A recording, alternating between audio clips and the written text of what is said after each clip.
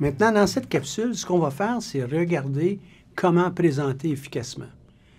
Chacun des entrepreneurs qui m'écoutent présentement, vous êtes condamné à présenter votre projet, votre entreprise très régulièrement. Tout d'abord, pour obtenir du financement. Ensuite, pour être capable d'embaucher des gens, les convaincre de joindre à votre équipe. Puis croyez-moi, au début, il est possible que vous ne soyez pas capable d'offrir des salaires très, très intéressants. Comment on attire les gens? Vous allez avoir aussi à le faire avec vos premiers clients et probablement avec, vous êtes condamné à le faire aussi avec tous les clients par après. Vous devez être capable de présenter votre entreprise régulièrement. Maintenant, pour pouvoir le faire, ça prend quand même quelques éléments techniques pour bien assumer votre rôle de présentateur, assumer votre rôle de responsable en chef de la communication au sein de votre entreprise. Et ça fait partie des rôles que vous aurez. On comprend bien qu'au départ d'une entreprise, là, vous n'aurez pas un département de communication. Vous allez être fort probablement seul pendant un petit bout au marketing, à la production, à la dotation de ressources humaines, à aller chercher les clients, puis évidemment, bien, obtenir le financement, etc., les appuis que vous aurez besoin. Donc, mettez-vous en tête que vous devez apprendre à présenter efficacement. Ce n'est pas quelque chose qui sera inutile, je vous en jure à papier. Maintenant, quels sont les buts d'une présentation? Bien, informer, convaincre, obtenir des résultats. On est là pour vendre son produit, on est là pour vendre son idée, son projet. Vendre? Bien oui, bien le vendre. Moi, je ne suis pas un vendeur, Michel, moi, je suis un présentateur. Moi, Michel, je suis quelqu'un qui conçoit des produits, puis je les mets en marché. Oui, mais on est quand même obligé de convaincre les gens qui vont nous appuyer dans tout ça. Vendre, c'est convaincre. Convaincre, c'est vendre. C'est de passer des idées, puis obtenir l'aval des gens à qui on parle, ou à tout le moins, les convaincre suffisamment pour qu'ils en parlent autour d'eux et que le téléphone se mette à sonner, ou bien qu'on reçoive des commandes directement. On pourrait être capable d'être un bon vendeur, il faut être convaincant, on s'entend. Il faut être convaincant, bien, pour être convaincant, il faut aussi être convaincu. Donc, ça exige de connaître son sujet.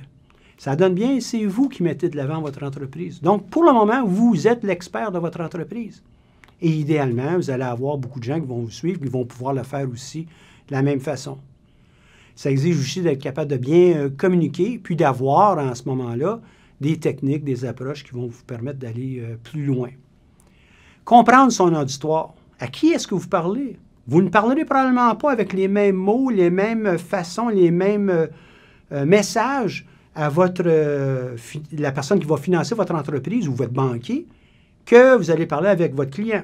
Donc, vous avez plusieurs présentations en tête. Vous devez garder ça en tête. Pas tout le monde aussi qui comprend les messages de la même façon. Et ça aussi, ça veut dire qu'il faut bien maîtriser notre cible, bien maîtriser à qui on parle. Par exemple, si vous avez un produit qui est destiné à des jeunes, bien, le produit doit être conforme au niveau des lois, d'une part, mais aussi, on doit adopter et adhérer à leur façon de faire, à leur façon de communiquer. On comprend bien. Vous avez un produit qui est destiné à des personnes âgées, vous aurez à choisir les mots en conséquence. C'est un marché énorme, hein, les personnes âgées, ici au Québec et en Occident. Donc, trouvons les bons mots, trouvons les bons moyens, trouvons la belle forme qui va pouvoir convaincre. Donc, pour une bonne présentation, il faut la planifier, cette présentation. Il faut articuler ses idées, il faut avoir un visuel quelconque. Il peut être dans nos mains, comme il pourrait être projeté, comme il pourrait aussi être tout simplement un simple dépliant qu'on va pouvoir remettre.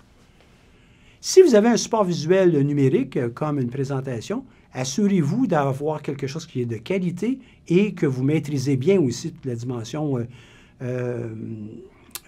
technologique. Il faut maîtriser son temps. Il faut maîtriser aussi la façon dont on va occuper l'espace, un peu comme je le fais ici présentement. Mais je suis contraint, dans une présentation filmée, d'occuper cet espace. Mais lorsque vous serez devant un public qui est une clientèle, peut-être que vous allez être capable de faire quelque chose différemment. Si vous êtes face à face, peut-être que vous êtes assis aussi face à face. À ce moment-là, il est fort probable que vous pourrez aussi vous adapter, j'espère. Il faut être capable de dominer son corps.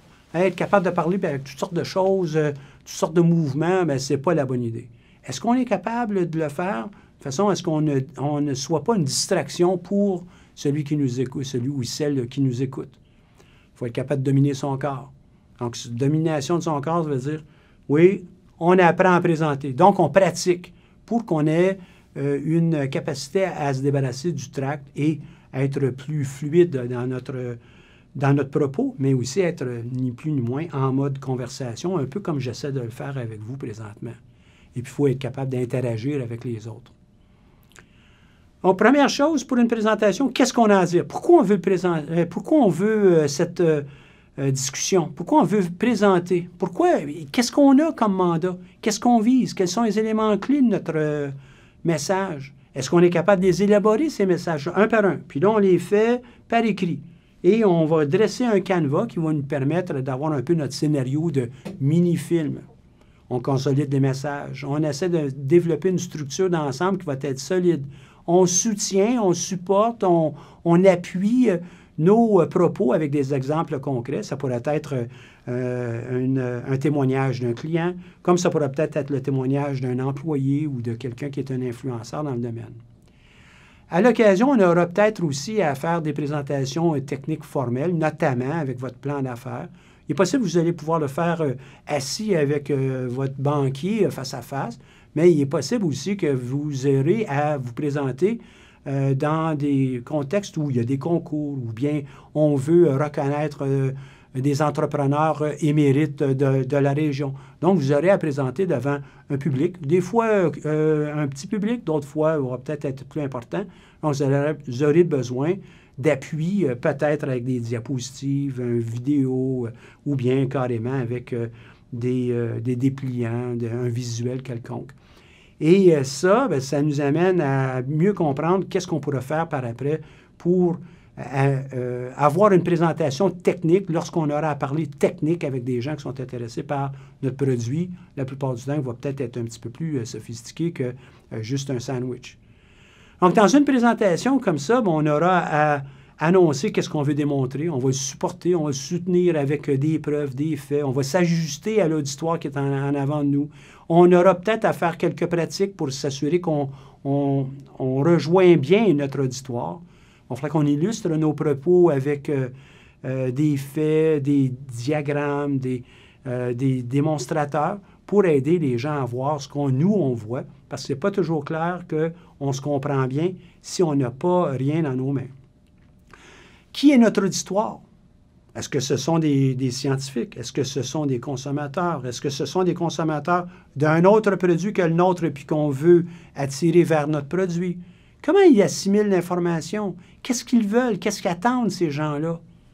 Et on aura taillé nos messages sur mesure en fonction de leur but, en fonction de leur style d'apprentissage, de compréhension. Il va falloir qu'on garde évidemment leur attention tout au long. Est-ce que vous connaissez votre auditoire, tant qu'à y être? Est-ce que vous comprenez la langue qu'ils utilisent, le niveau de langue? Est-ce que ce sont des petits groupes, des grands groupes lorsque vous aurez à faire une communication? Est-ce qu'ils ont des antécédents techniques, financiers? Est-ce qu'ils connaissent bien le domaine dans lequel vous vous embarquez? Est-ce qu'on a peut-être des niveaux d'éducation qui vont être différents de ce à quoi vous êtes habitués? Donc, on doit s'adapter. On doit vraiment bien comprendre à qui on parle. Donc, nos objectifs sera la suite. Quels sont nos objectifs principaux? Quels sont les messages qui sont accrochés à ces objectifs-là? De quelle façon on va s'assurer que l'objectif a été bien répondu? Et puis, si on a plusieurs messages clés à apporter, bien, assurons-nous qu'ils sont des accroches. Et puis, on pourra peut-être formuler notre présentation en fonction de ce qu'ils voient. On doit rester toujours dans le domaine de ce que l'auditoire veut comprendre. Donc, focus. On est sur un sujet et idéalement avec un support visuel, même si vous ne nous en servez pas pour des fins de présentation, ça vous permet de rester sur votre message et non pas d'aller déraper à gauche, à droite. Ça nous permet de développer des messages, d'illustrer aussi ce message avec des exemples concrets. Et puis, on a juste à penser à une simple anecdote. On peut demander à quelqu'un à quelle heure il est, puis il y en a des gens, bien, ça va prendre tellement de temps, ils vont nous expliquer comment l'horloge a été inventée, puis comment c'est produit, alors qu'on voulait tout simplement savoir quelle heure. Donc, restons simples et concrets dans la mesure du possible. Ça nous permet aussi, lorsqu'on se prépare d'avance, de penser à notre message pour pouvoir être plus clair et être le plus saisissant, être le plus captivant possible. Donc, quand on fait ça, on ne le fait pas de façon systématique, on bloque la prochaine heure. Non, on le fait tout au long de notre démarche vers ces présentations. Par exemple, ça pourrait être en conduisant, en prenant notre café le matin, ça pourrait être dans le bus, en prenant notre douche même. Pourquoi pas? Prenez des notes. Prenez des notes parce que ça devient éphémère, toutes les pensées qu'on pourrait avoir en tête.